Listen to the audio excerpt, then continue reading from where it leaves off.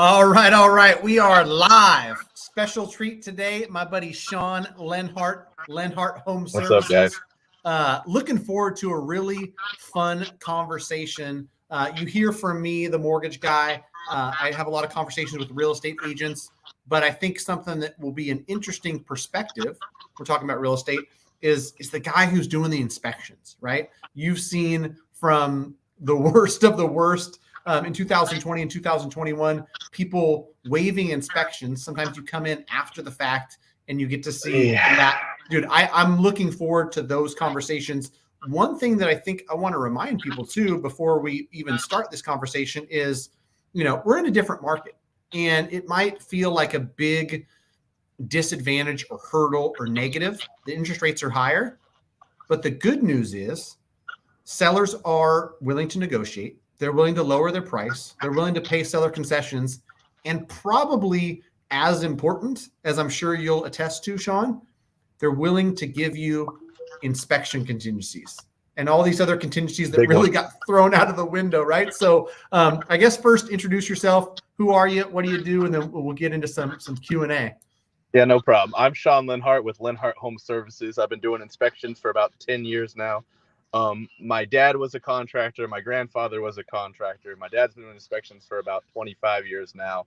But I've worked on houses. I've inspected houses. My family specialized in HVAC, plumbing, and electrical, but now just strictly inspections. But you've seen a house. I've worked on it. I've been around. We do inspections from Sacramento to Oakland. So,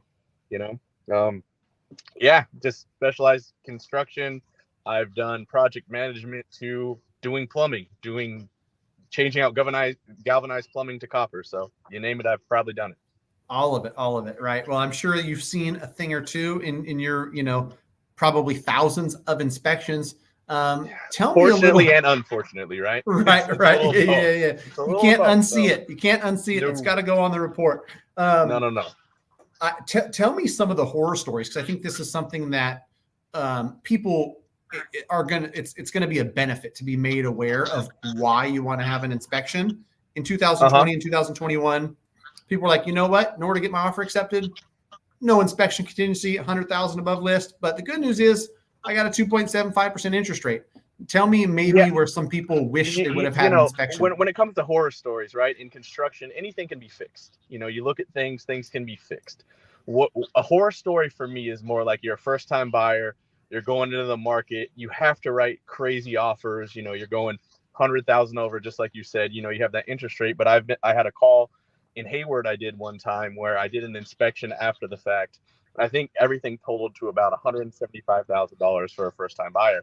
Foundation issues, old galvanized plumbing, bad flow throughout the house. They had an air conditioner, but it wasn't working at the time. So, they had to really redo a lot of stuff in a house. And unfortunately, those horror stories for me kind of blend into each other, because when the market was running so hot from 2020 to about a couple months ago in 2022, people would have 2 to 3 day contingencies, and I'd have to be honest with people and say, listen, if you want to get someone out in 2 or 3 days who's worth their salt, good luck, because all the termite guys I know, all the contractors, everything that goes into it, at this point, we're a week to 2 weeks out if we're lucky, because of the fact that everyone was flooding the market. So, I would see things where people are not only are writing 100, 150, 200 over, you have a laundry list of repairs to do, and I'd have to look at it after the fact, and there was no room for negotiation. It was what it was at that time period. So, kind of coming from that standpoint, it was difficult. Right. Yeah, I can imagine, somebody who's, paying 100,000 above list, taking their last, monies to put the 5 or 10% down. They don't have an extra 200 grand sitting in the bank, right? No, not at all. And, people say, I know the market's kind of shifted in the last, month or 2 months, but really what it's going through is it's kind of normalizing in a point, now we're back to 7 to 10 day contingencies. Now we're able to go look at the house, not just me, but a termite inspection as well. We're able to kind of go through it where people can write and negotiate. For a time, it was like, yeah, your foundation's bad, good luck. Right. Yeah. And I think too, like the areas you serve, they're home base for me, Sacramento and, from between here and Oakland and everything in between. those markets were competitive. So people were literally, all the memes applied, right? I'll put it to you like this. There's an offer I know in Oakland on the Rock Ridge side. A realtor, really good realtor of ours, has used our company forever. Her daughter uses our company now. I told her we'd fit it in. It was a 2-day contingency. They went 350,000 over, no negotiations. They just wanted an inspection to see what was going on with the house, and they didn't get it going that amount over. So that's how competitive some of those markets were at that time period. It was insane. Right. And now we're in a market where you gotta pay higher interest rate, unfortunately. But if you save 175,000 because you got an inspection and you don't get yourself into this deal, or you're able to negotiate the seller fixing that stuff, I would argue that that's probably worth it. Absolutely. The market is just normalizing. It wasn't like this until the past couple of years where things have really gone off the rails. But things at a time needed to normalize, because at the point, I could see it in the Sacramento standpoint with the areas you kind of are. It was turning into the mini Bay Area where you have the 2-day inspection contingencies. You have 150,000 over. You have these kind of things where it was just going to become unaffordable for everyone.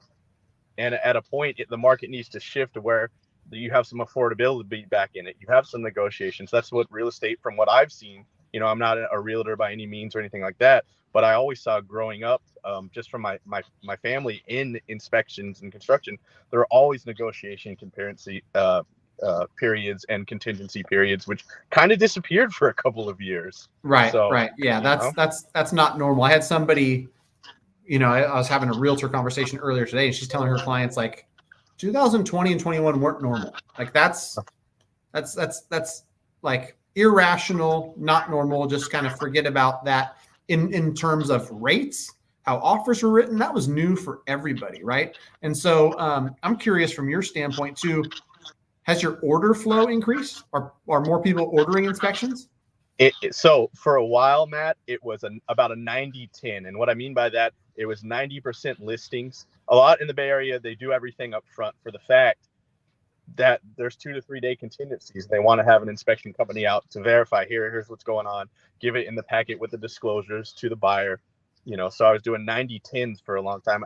Of course, here's the thing, man, I'll tell you, I do a lot of East Bay stuff, but I'm a Sacramento Kings fan, and that should tell you all you need to know that I was born in Sacramento, right? Yep. So, but it was still 90%, 10% buyers. But right now I've kind of come to a 60-40 split.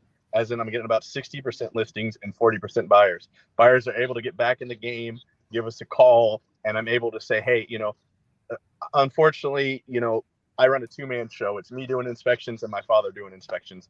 And for us to be able to get out things in a day or two is a hard ask. If I really push it, I can, but if I did it for everybody, it'd be at 9 p.m. inspection time, and I can't see anything in the dark really. So that's kind of pushing things on that standpoint. But now where I'm going with it is people are able to write 7 days again, able to write 10 days again. There's negotiations involved. They're able to kind of figure out and go deeper. So you got a home inspection, right? Now you need a plumber out there. You need a sewer lateral inspection. You need to see exactly how much a fix is going to cost you. You're able to get those guys out in time. I can do things in let's say 3 to 5 days, and then you have that extra period of time to get those contractors out that you need. So now things are normalizing, in my opinion. This is going back. It's going back in time 5 to 7 years where they were able to negotiate. Prices weren't as hot, and things are normalizing for a buyer standpoint again. So yeah, for sure. And I'm seeing it in the contracts that are coming over. I just looked at a couple 10-day inspection contingency, 12-day inspection contingency. Like I'm all buy side, because that's all we do is work on the buyer side. So I'm always rooting for them. And sellers are at a point where some of them might be on the market for 45 or 50 days. The fact that you're writing an offer, they're over the moon, right? So they can't really get mad at you when you want 12 days to inspect, 17-day appraisal and loan, and you're going to close it in 25 days. Like the fact that you're writing an offer is just on anything. Yeah. Yeah, you got a buyer in the game. So, well, you look at it like this, right? Interest rates have lifted. Sure. Okay. We're still around 7% right now, right? In that range. Things have kind of lifted at a time, but at a point as well, now if you're looking at 50, 75, 100 grand in repairs, right? Are you going to be able to finance all that? Are you able, at a point where people would have to walk into a house where there's no negotiation period? I would do inspections after the fact. I'd find bad foundations, bad plumbing, you name it, electrical problems, old Federal Pacific panels that are recalled. And at that point, now they're going to have to go to an electrician, which may not have financing. And now you have that much more to do in repairs. And now you've got to come up with another 150. You have 2 kids. You have a bad electrical system. You don't want to put them in that kind of danger or whatnot. Now you're in another boat, right? Now you can get people out 10 days, look it over, see exactly what needs to go, get a cost, and then you can kind of break things down and negotiate. I don't go on the negotiation side, I'm like the referee of the real estate game, right? I make the calls, say, here, I throw the flag, here's what's going on. After that, it's up to you guys. It's up to you. It's up to everybody else to get to the touchdown. I'm just throwing the flags here, right? I'm trying to do my job as good as I can. You throw the flag, and then the agents review the instant replay. Right. You guys go, hey man, you need to. It does call for electrician. We need to do this, right? But now we're able to do that. Just think of a football game with no instant replay. That's kind of how we were in 20 to 22, right? It's kind of like we kind of had to fly by the seat of our pants. I would say, hey, there's bad electrical, bad this, but people would still close on it anyways. And then now we're after the fact. So again, in my opinion, from what I'm seeing, the market is just normalizing. It's not a 90-10 like it was, where 90% listings, 10% buyers. It's more, like a 60-40 kind of a thing, which is nice. I mean, there's not as much pressure on people as there was. In fact, then buyers I'd meet buyers in tears because, it's after the fact, though. They've had discussions about the house, but haven't really been able to go in depth because everything, as you know, in real estate, everything moves so fast. And back then, it was just moving so quick that no one could. Lightning speed. Yeah. So I mean, I guess besides getting an inspection, I think that like people understand it's in your best interest as a buyer. Always get an inspection. What other advice do you have for home buyers, seeing that you've seen a thing or two? When you see a repair done in a house, get receipts from it. Figure out who did the repairs. Figure out, just verify it's not Uncle Henry the handyman, right? You have a homeowner, they have a buddy who does some work and then goes from there. You want to get receipts, from licensed people, licensed electricians, licensed contractors. Dig a little further. You know what I mean? Get an inspection done. And if there are repairs done or whatnot, go that extra mile, figure out who's doing it. My best advice to anybody, hire a licensed contractor. Don't have Uncle Henry Hunt come out, because I'm going to find out. A good inspector has worked on buildings before. They're going to know who Uncle Henry is and who knows their trade. That's my best advice to a buyer out there. And listen to the biggest thing I've seen right now with panic and whatnot. Listen to your trusted advisors, your trusted mortgage guys, your trusted realtors. They've been through this before. They've seen it, done that, got the t-shirt. Don't just listen to the doomsayers who want a couple clicks on YouTube saying the world is falling down. We went through this in 2008, but I got to say, 2008, 2010, I schedule inspections. So I see when people bought houses and at what price. The deals people were getting in 2008, 2009, 2010, 2011, 2012, I mean, they were buying houses for $300,000. Interest rates were higher, but now they're selling it for what, $800, $900? The people who didn't panic, who stayed in the game and listened to others who had expertise in the business, they made money. So, always, I'm never gonna ask my wife for advice on how the DirecTV works. I'm gonna call DirecTV and go, hey, we're not getting a channel. This channel isn't working. How do we fix this, right? It's one of those where you always want to rely on an expert. My wife is a school teacher. Who do you think I go to for advice with my kids? I go to my wife. She knows kids. Yeah. She has to deal with 38th graders every day. So, Oh man, I got an 8th grader. I gotta ask her some advice on 8th grade boys. They're going through a lot. She has 2 kids and she has a big kid in me. So, she's good with children. Yeah, for sure.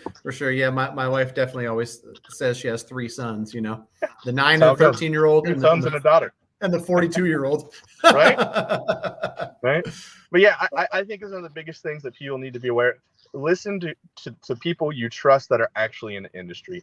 Everybody has a cousin that gives them real estate advice, or would you take financial advice from your, that cousin that kind of shows up at the party every once in a while, the family advice? Are you going to talk to your, a wealth advisor from TD Ameritrade or wherever your financial institution is, right? Yeah. Go with people who. I love that. I was going to piggyback on that exact thing and just tell people that you can't lose getting good information. Talking to a mortgage advisor or real estate agent doesn't mean you have to buy a house. Like, I have consultations and conversations every single day where if you don't know what you don't know, if you don't know if you qualify, talk to somebody. If you don't know what the payment looks like, if it's got a 6.5 or 6.75 or 7% rate in front of it, ask and you'll get the answer, right? Every single day we present options and we advise people. We don't make the decision. Ultimately, you decide whether it's right for your finances and your family and your current financial situation. That's not for me to decide. But if you don't have the information, you don't know. I get both sides. I get somebody who doesn't think they qualify and doesn't think it's possible, that realizes it is. And then I get people that are like, oh yeah, I qualify, no problem. And I'm like, well, you just went self-employed 4 months ago. You can't really get a conventional loan. You got other loan options, but those are much more expensive. And here's how it's going to look. So I think the moral of the story, to your point, talk to the professionals. But if you're thinking about buying, or if you've got unanswered questions, you can't hurt yourself going out and getting those questions answered. The only thing that you do is add, knowledge. And my whole thing is empower people through education. The more you know, the better decisions you can make. Yeah. I mean, it's just like with home inspections, right?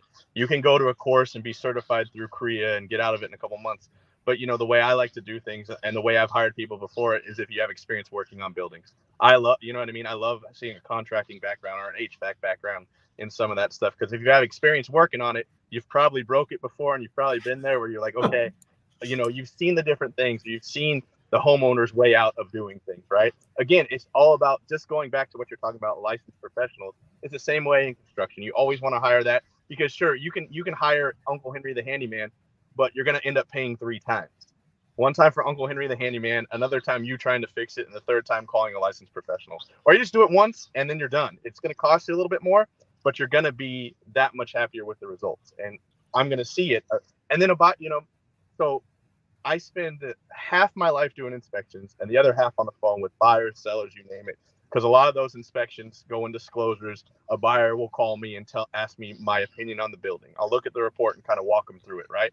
I offer a lifetime of consultation to any of my clients that pay me for an inspection, whether it be, asking about the house, looking for a contractor. Because again, how many different contractors or people do you know in the business? You know who to stay away from, who to use, who to call. And instead of looking through the yellow pages for your clients, you can probably refer them to somebody, right? You go, oh yeah, I got a guy who I know who does that. It's the best way. I always talk to people. They ask me, who do you recommend for repairs? And I say, listen, the best thing you can do is talk to your realtor you're using right now, because not only does she have a good contractor, he can probably get her pushed up to the front of the list instead of waiting in the back, because he or she has used them 800 times. And we'll probably get you a better price too. So if you're paying us to do our jobs in percentages, whatever it is, use us for a resource. Use us in that way. There's so many things, different people that we know and people that we work with every day. We can kind of put you in the route if we don't know something, right? So there's so many, as you know, there's so many different moving parts of real estate and so many other people that make things happen. Yeah, and generally good people know other good people. I want to pop up a couple of these questions because anybody who's following live, feel free to pop in any questions, whether they're mortgage, real estate related, home inspection related. Which while we've got Shaun, we should pepper them with some home inspection questions because I think they're while we have the expert. This one is related to, this is half CPA question, half mortgage question. I need to purchase a new car under my business. Can you write back in the depreciation so it doesn't reduce my income? Also, will this payment count against DTI? I try my best not to dabble in being, a part-time CPA. So ask your CPA this specific question on how you're going to file your taxes, because as a lender, we're just looking at how taxes are filed. It's not necessarily going to affect your DTI because the payment's being paid by your business, but like how depending on how you file, Schedule C or you're an S corp or whatever, if it affects your bottom line, then it'll affect your DTI that way. So long-winded way of saying, talk to your CPA. And I at least take some pride in the fact that I'm answering all these questions, even if I have the answer of talk to your CPA. Jay Homeboy, better every day. Thanks, my man. Hopefully you're referring to Get Better Everyday podcast. I got to put it up here. I think this is the link. Do I have a link that I can share? Maybe not. I got a contest going. If you check out the live video I did last Friday, or you go to my Instagram, Matt the Mortgage Guy UM. Do you know about that contest, Shaun? No, I don't. Okay. The Get Better Everyday podcast I launched like 12 weeks ago. Really cool guests across like sports, entrepreneurs, mortgage industry, real estate, all kinds of folks just trying to get better every day. Giving away a pair of Apple AirPod Pros. So that's gonna be cool. I think it's gonna run until October 26th. People got to check out. You got to invite me on that podcast one day, dude, so we can talk about small business. I would love to do that, just because there's so much information about small business and get rich quick things I see all the time. And small business is definitely not like that. Small business, you still got to put a lot of, and again, with a small business, it's good to know a lot of different people that can help you. A great CPA is a great start, because, I can do my taxes myself, but I'm going to lose $15,000 because I can't keep up with the write-offs and what you can do every year. So having a great foundation on stuff like that, that's something definitely we need to talk about one day too. Yeah. Because I've learned things an easy way, and I've also learned things the hard way. So Right. Yeah. And that's one of the favorite questions I ask in that podcast is people overestimate what they can do in a year or two, and they underestimate what they can do in a decade or two. Because like you said, you're not gonna go out there and start a small business and 10x it in 3 months. No, it's just not how it works, right? You put in the work every single day, you get incrementally better every single day, and then over time, you have the success like my buddy Matt Ishbia, who I interviewed this morning. That one will be out next Friday. I'll check that out. Multi-billion-dollar company, United Wholesale Mortgage, but he joined like at 23 years old when he was the 12th employee, and he put in the work, like literally every single day for 2 decades. And the results are a company that's gone public, that's, valued at 12, 13 billion based on his ownership shares. It's probably worth $8 billion. Like, that didn't happen because at age 23, he showed up and was like, I want to be successful. It happened because he grinded his ass off for 19 years. And you hit the waves, right? It's easy to run a business when everything is this way, right? But when you hit the waves and it actually goes up and down, that's where you learn that you either sink or swim, right? Because that's what happens all the time. And every day there's a new wave, and you have to learn from those waves every day. Because anyone who says it's just like this in business the whole time, doesn't work like that. So I hear that on podcasts and things like that all the time. But, actually owning a small business, there's new challenges all the time. Yeah, and real estate, mortgage, a lot of industries over the next 12 to 15 months, it's going to be hard. The wave's coming right at your effing face. If you're not paying attention, but the people who are in the mortgage industry and the real estate industry that I'm close to are excited, because a lot of folks who haven't prepared or aren't willing to put in the hard work, that wave's going to knock you down, and you're not getting back up, right? I'm walking towards the storm, and I'm realizing that all the work today, tomorrow, and the day after is going to help me win championships in 24 and 25. The award that I'll get in 2025 is not because of the work I do in 2025. The work I'm doing right now is why you'll see my name in Scotsman Guide in 2025. While you'll see U Mortgage, top 5 lender in the country in 2025, because of all the work that's being done today. So dude, I could talk about that stuff all day long. It's just like the people who are going to make the money. Everyone told everyone in 2008, 2009, 2010, it wasn't the time to buy. You need to run away, blah, blah. And prices just kept falling and falling and falling. And sure, interest rates were high back then, but you know what you can always do? You can always refinance. Real estate is cyclical. It's going to go back around again, where it goes back around where rates drop because everything is okay again. And they go, okay, you know what? Let's adjust this. It's not going to go to 10% and then go, to 15, 20. It'll adjust, and then rates will fall again. You can refinance, and then you're sitting on equity because rates fall again, and then prices go up, and then, the whole cycle starts over again. It cycles over and over and over again. This happens, not as everyone says, oh, it's a housing crash, 2008, whatever again, right? But it's not the same kind of loans. You're not doing no income, no asset. You know what I mean? that kind of stuff. For sure. It's a different thing altogether, you know? Yeah, no, we're in a different place. We got differences with underwriting guidelines, differences with inventory, and like there's literally no foreclosures. There's a few questions. Let me Yeah, we sorry got about that, an buddy. inspection. No, you're good, man. Nick, what's up? Thanks for joining. Appreciate you. We got Tiffany, a realtor from Plano, Texas. Thanks for joining, Tiffany Lundy.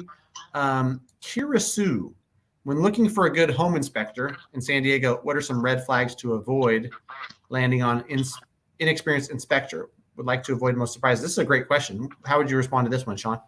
Just kind of what I said during the hiring process, right? I'm looking for guys with construction experience, right? You can go to, like I said, you can go in and take your home inspection course, go to Korea and get your certification to be certified through Korea. It's a whole nother ball game having actual construction experience where you have put things together, where you have done secondary and primary lines in an HVAC system, where you've ran panels before, where you've done, drywall work, foundation work, you name it. When I'm looking to hire somebody, I'm always looking for guys with that construction experience. I would just ask the questions. How long have you been doing this? What kind of construction background do you have? Those kind of things. Before I started, so I work with my dad now, but in families, you don't always get along, right? As I got more mature, I was able to start this business with my father about 10 years ago when I was 28, right? But that's when I became mature. But I used to do kitchen and bath remodels. I worked with one of my buddy's dad who does HVAC in the Sacramento area. I've done my background in construction. I was a project manager for a construction company. So I've done the administrative side, and I've also done the hands-on side. And an inspector, that's really what I'd want to know is how much construction experience do you have? I've been doing inspections for about 10 years, but I've been working in some sort of construction since I've been about 16, and I'm 37. So you do the math there, right? Yeah, That's what I want to look for in an inspector when I'm hiring them. At least I want to look for that construction background. Right. Yeah. I can recall a few homes that me and my wife have bought where, the inspections are thoroughly done, and you're like, man, this guy knows his freaking stuff, right? Because I think too, it's one thing to have all that experience and then be able to deliver it to a client in a way they can understand. That's the other key. I'm a mortgage expert, dude. You give me 245 pages of a home inspection, I'm like, what in the heck am I looking? You might as well have handed me a pamphlet in Japanese. But you want to make things clear as well. In my reports, for instance, I make things action items and consideration items. And what I tell my clients with the action items, that's more health and safety. Take care of them, okay? Consideration items, if caulk around a sink, caulk around a shower, that kind of stuff, do that over time. But I'm really going to dive deep in with you with action items because that's what you need to be worried about. Here's my job is to tell you the facts and to go home, okay? My job is to say, here's what's going on with the house. I'll offer you a lifetime of consultation. Have a great day. You need me, you call me. I'll tell you, I'll go over the report with you 1,000 times if you need it. Well, I've seen on the other side of horror stories from other realtors or whatnot. I don't put in my 2 cents. You could be buying a house next to your parents or a neighborhood. I have no idea, right? I've heard an inspector say, if I were you, I wouldn't buy this house. And you go, oh man, you know what I mean? That is not your call to do. You don't know. This could be a relative's house for someone. I've been in situations where it's buyers, sellers. I've been in situations where someone's getting a house from their relatives who's passing away. I've had so many different scenarios where I know not to open my mouth because I never know what scenario I'm in. And it's not my job to do that. My job is to tell you the facts. From there, think of me as how you want to think of an inspector is when you go see your general practitioner, your physician. You go get your checkup, and then they send you in the direction you need to go.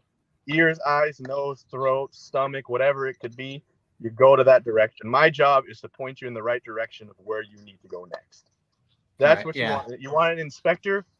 I've seen too many inspectors try to show off their knowledge. But then by the time that they show off their knowledge, their client is so lost in the inspections. Matt, it's just like how you talked about 30 pages in a home inspection, 40 pages. It's like when you're trying to show me a contract, a mortgage contract with these percentages and APRs and all that. I'm like, dude, tell me my payment, tell me my percentage rate, and tell me when I'm going to pay this loan off, and I'm good.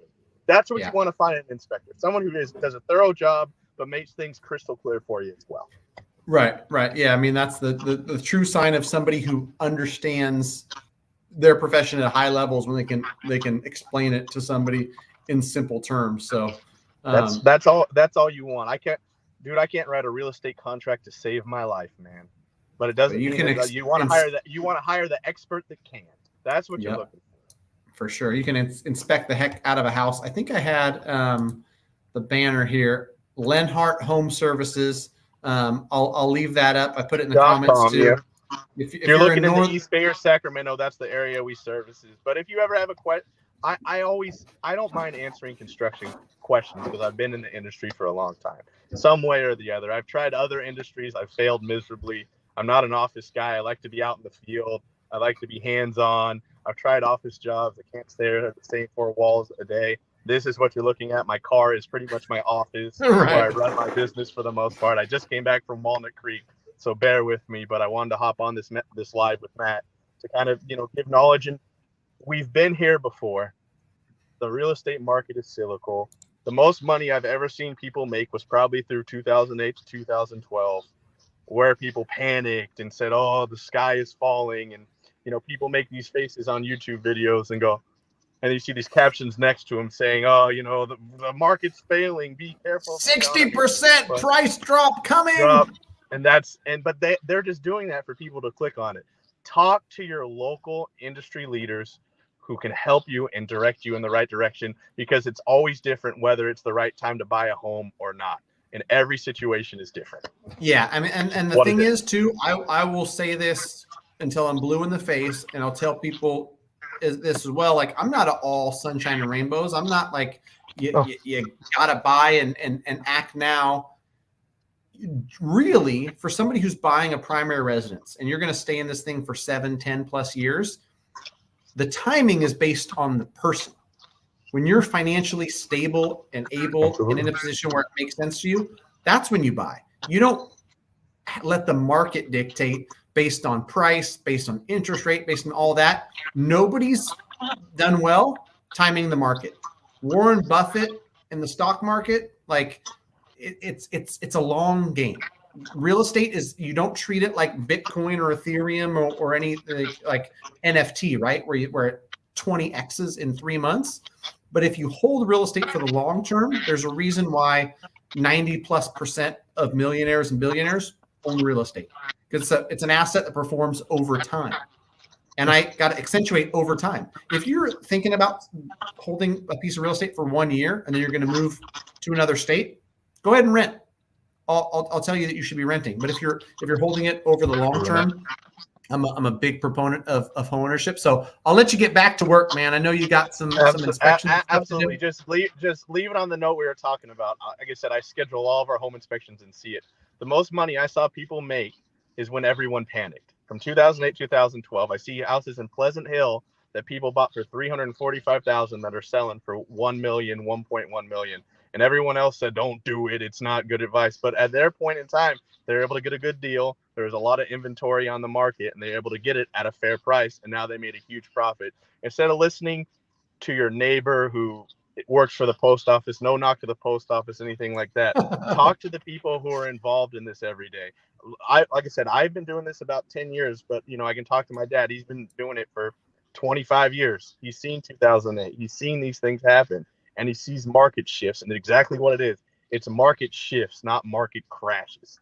Things shift, things change, but eventually cyclical goes back in a circle. So good chatting with you, dude. You guys have any questions, you can, on my website has our email. Shoot me over questions. I have no problem answering any kind of construction questions you guys have. Thank you for having me on, buddy. Good talking to you. Thanks, Shaun. Appreciate you, brother. You're welcome, buddy. Take it easy. Later. All right. Thanks again, Shaun Lenhart, Lenhart Home Services. It's always good in the real estate industry to have, connections with title companies, with inspectors, with a bunch of real estate agents. I pride myself on really having folks across all the trades, right? I know plumbers, I know painters, I know all of it. And to Shaun's point, right? Like, you work with a great agent or work with a great lender, you're going to get referrals to other great people.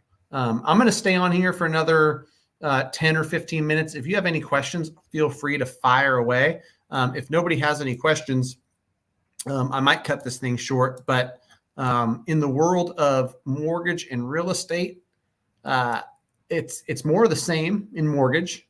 Rates are high, but based on videos I made last week and all the conversations I'm having, we're just in a time where, yes, rates are higher. You got to get more creative as a buyer, as a real estate agent, and whoever the lender working on the deal is. You're going to work together and you're going to say, okay, if we can get 14,000 in seller credit, we can get the start rate down to 6.5. Then we do a 2-1 buy down that's seller funded and the seller pays for it. The first year is 4.5%, second year is 5.5%, then years 3 through 30, it goes 6.5. If we get to that year 3, 6.5% rate, not, great compared to March, but it's a good rate to think about today, especially the fact that like I'm literally closing deals where we're in contract at 510, it appraised at 530, and we got 10,000 in seller concessions. So you're ahead from the start. You're able to structure the loan and get the credits to buy down the interest rate. The cool part about this buy down is that any unused credit from the seller can be refunded to you as the buyer, right? If you refinance in 14 months, you've got 10 months of basically this seller concession that's sitting in your escrow account that comes back to you as principal reduction. Took me a second to find that word. Thanks for waiting. Jay Homeboy, at what percentage down payment does price of house become more important than interest rate? Also, do you believe higher interest rates buyers should be inclined to put bigger down payment? That's a great question. I mean, everybody's scenario is so much different that it's hard to say, right? When rates were 2.5%, I was a big proponent of like, put 5% down. If you've got 30, but they're going to lend you the money at 2.5%, put 5% down. In retrospect, that was phenomenal advice, because like the debt that people hold at 2.5% is an asset. Having the bank basically stuck in this loan to you where you're paying them back with these future dollars that are worth less than they were in 2020 and 2021 because of inflation, like you're winning, right? When your rate to pay them back is that much lower than the inflation rate, like you are winning. And so going 95% loan to value on a purchase in 2020, good idea. And so as rates get higher, this is a great question of like, is this the inverse of that, right? If my rate's 6.75, should I be putting more down because I don't want to pay these higher interest rates? And to a certain extent, I think the answer is yes. But really, everybody's financial situation is different, where you've got to look at like how much total capital you have, how much, like, from not a math perspective, but from a like peace of mind perspective, how much in the bank makes you and your wife or husband or whoever it is comfortable to where like you're not waking up in the middle of the night with cold sweats. You only got $43 left in the bank, and you put down every last cent towards a down payment. So I think it's buyer specific, right? Got to find the balance between a comfortable down payment that leaves you money in the bank, a comfortable mortgage payment that leaves you money at the end of the month, not month at the end of the money, and really hone it to your own personal finances. Joey Garessi, I appreciate you, man. Thanks for stopping by. Let me get to your question, because you got a question. Do we finance second mortgages? The answer is no. I heard a lot of talks about lenders coming out with standalone seconds, and I haven't seen them. Any idea what LTV seconds can go up to and what rates? The fact that we don't write them, I can still probably take a guess that there's going to be some lenders that cap at 80%, and by some, most. You probably We'll find some one-offs here and there that will go to 85 or 90% on a owner-occupied property. Not something I would recommend. And the rates on these, because anybody who's in second position, anybody who doesn't know what second mortgage means, you have a $500,000 house and you've got a $300,000 mortgage. That first mortgage is the first position. The other one's going to get paid back first. A second mortgage would just sit on the back. And maybe if a lender would go up to 80% loan to value between these two mortgages, that means that your house is worth 500. If you owe 300, they'd let you do a second mortgage of 100,000. That rate, Joey, is probably in the 10% range. It might even be higher if it's a fixed rate. If it's lower than 10%, it's probably going to be some sort of adjustable rate. But yeah, it's not as common as you would think. Home equity line of credit is something that's really blown up. I've got a lender, Remen, that we've closed a couple through that were super easy. And the ones that we closed this month were originated last month. So I don't want to quote those rates, but those were 30-year fixed, sub 7%. So maybe in the mid sevens. We've got home equity lines of credit available through Remen. These things close in like less than 2 weeks. And so you can get 30-year fixed rate debt on a home equity line of credit. It's going to act like a second mortgage, right?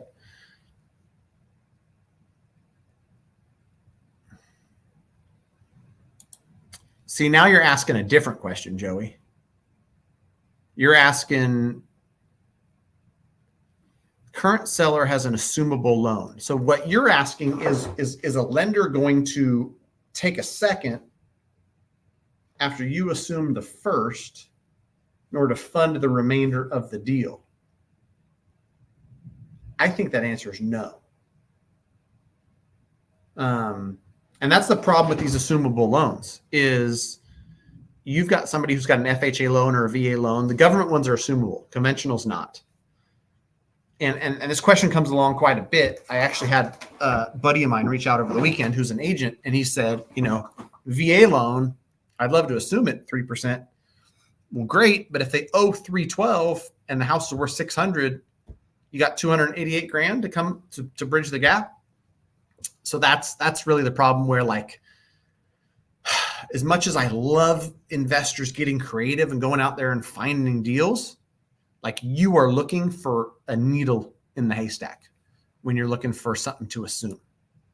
If it was more common, we would see them more often, but they're not. It's just kind of a, unique scenario.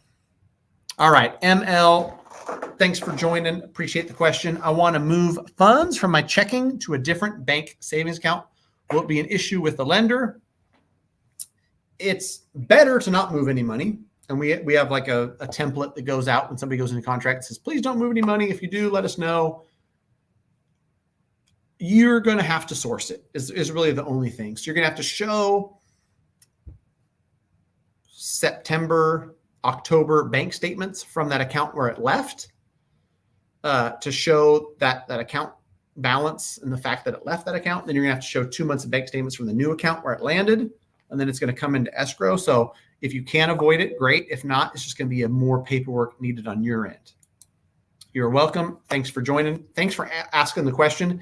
Any questions at all? The best part about this Q&A is that somebody has the question, everybody gets to benefit, right? Anybody who was like, oh, I didn't realize that. On my next real estate transaction, I'll make sure that before I even go out looking at houses, all my money for my down payment's in one account.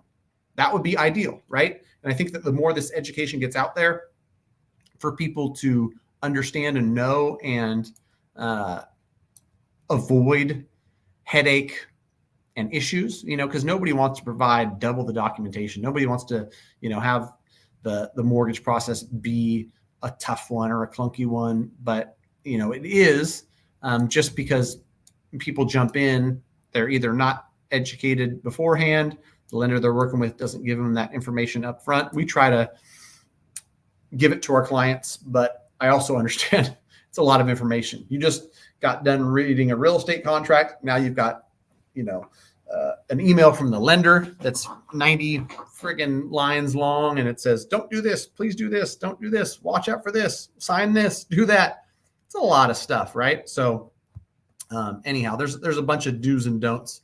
It's a good reminder. We should be getting out some 10 commandments of loan. I haven't seen that in a while, right? Everyone's so worried about the dang interest rates, they're not worried about the basics of getting a loan. So thanks, Joey, for the question, man. Always just honest feedback. That's all I've got. Next week, I'll be going solo, answering any and all questions you got.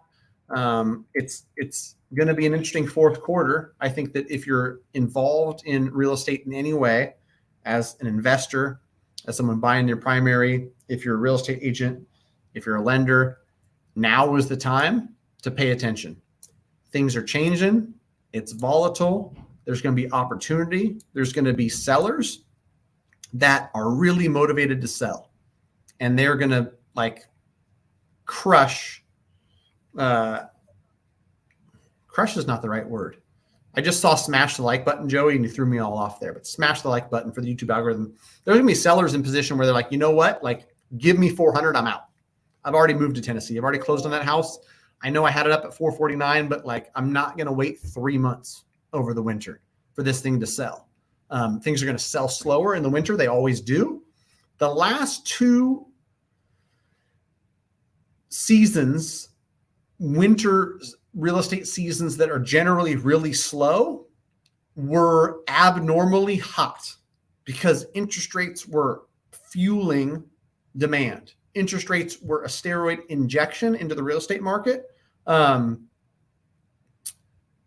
so we're going to truly see what a slow winter market looks like. Finally, we put that off the last couple of years. We had a bunch of sugar steroid injection into the market. Everybody had a sugar high because interest rates created fake demand. It was real because people were buying. It's getting some smoke and interest rates on everything me and my wife were buying. But that was all, I don't know what the right word is, but just not real. So now we're back to a normal market. Now we're back to the seasonal slowdown, which is the winter time. And on top of that, we've got the interest rates being jacked up really fast, fairly dramatically, which is going to add to that. So it's going to be a market where there's going to be so much opportunity for buyers. Keep your eyes wide open. Deals are out there to be had. And in closing, listen to your boy, Joey Garesi. Subscribe to the channel. Subscribe to the new podcast. It's Get Better Every Day. Apple Podcasts and Spotify. Appreciate you, Joey. This comment is not sponsored. If you're ever out in Sacramento, come see the new look Sacramento Kings. You're welcome to be my guest, Joey. You got 4 season tickets. The team looks good, bro. The team looks good. This is our year. For anybody who knows basketball, Sacramento Kings have had the longest playoff drought of any team in the NBA. 22-23, it's our time. And by our time, I mean we're going to make the playoffs. Don't be one of those people that makes me feel bad by saying we're going to hang a banner in the rafters just for making the playoffs. May or may not be true, but until next time, we gonna see.